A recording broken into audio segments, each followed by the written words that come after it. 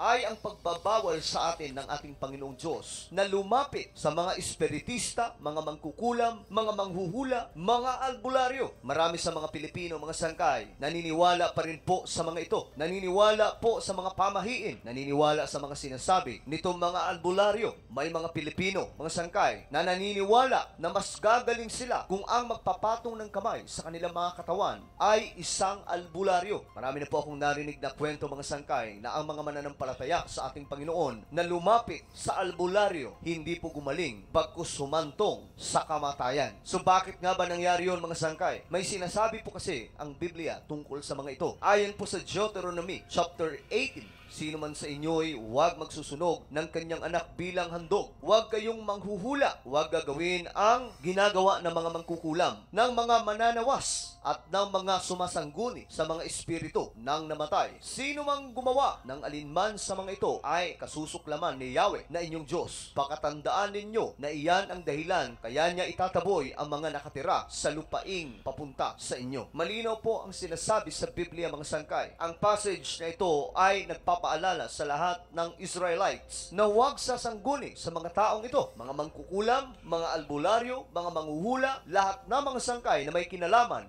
sa pakikipagsanib puwersa kay Satanas, ipinagbabawal sa atin ng ating Panginoong Diyos. Para po kasi sa inyong kaalaman, itong mga espiritista, mga albularyo, mga witches, o mga mangkukulam, sila po ay nagsasanay, mga sangkay, sa mga espiritual na mga gawain na hindi po natin maiintindihan kung papaano nila nagagawa ito. Subalit ito po, mga sangkay, ay sa kadiliman. Ginagawa po nila ang pagsasanay na ito sa paraan na si Satanas po ang nakapagbibigay sa kanila ng kapangyarihan para po madaya ang maraming mga tao. Para po sa inyong kaalaman, maging si Satanas, mga sangkay, ay mayroon pong kapangyarihan. Hindi na rin po ito nakapagtataka dahil kahit po ang nangyaring pag-aaklas nila sa langit ay nangyari. Nabola ni Satan Lucifer, ang one-third angel sa langit, mga sangkay, gamit ang kanyang kapangyarihan. Kung kaya't dito sa mundong ibabaw, hanggat wala pa po sila sa impyerno, ginagawa po nila ang lahat, mga sangkay, para madaya ang maraming mga tao. Ang mga ito, mga sangkay, ay gumagawa po ng mga ritual at nagkakaroon po sila ng access sa demonic forces. Medyo nakakakilabot lamang po ito pag-usapan, mga sangkay, kung tutumbukin po natin ang mga ritual na kanilang ginagawa. Isa sa naaalala ko, mga sangkay, na may kwento tungkol po sa pagiging isang witch ay ang isang kilalang tao na si Emmanuel Amos mula po sa Africa. Ang taong ito, mga sangkay, ay may karanasan na siya po mismo ay naging isa sa makapangyarihang witch sa buong mundo. May access po siya sa dark world, sa demonic forces. Hindi po basta-bastang witch ang taong ito. Ang kasaysayan ng buhay niya, mga sangkay, ay naging testimony at siya na po mismo ang nagpapaalala nung siya po ay kumalas sa kadiliman bilang isang agent ni Satanas. Sinabi po niya mismo, mga sangkay, na huwag tayo sasangguni sa mga ito dahil nga po delikado. Dahil nagkakaroon ng access ang isang tao pagdating sa spiritual realm. Ang demonic forces ay nagiging konektado sa sino mang sumasangguni sa mga espiritista, mga manghuhula, mga mangkukulam. At ayon po sa Biblia, mga sangkay, kinasusuklaman ng ating Panginoong Diyos ang mga ito. Ayon po sa Isaiah chapter 8 verse 19, kapag may mga nagsasabi sa inyong humingi kayo ng mensahe mula sa mga patay sa pamamagitan ng mga mangkukulam at mga espiritistang bumubulong-bulong, huwag ninyong gagawin iyon. Hindi ba dapat sa Diyos kayo humingi ng mensahe? Bakit sa mga patay kayo nagtatanong tungkol sa mga buhay? Ang Biblia po, mga sangkay, ay malinaw na nagsasabi na ang mga patay ay wala na pong access sa ating mundo. Sila po ay pansamantalang natutulog. Wala na po silang kamalay-malay, mga sangkay, kung ano po ang nagaganap sa ating mundo ngayon. Sapagkat sa araw pa po ng paghuhukom, ang lahat ay magkakaroon po ng malay. Maliban na lamang po sa mga mananampalataya na mga namatay na, sila po ay bubuhayin sa araw po ng rapture. Ang araw ng meeting in the air ng church at sa ating Panginoong Hesus. Sinabi ito sa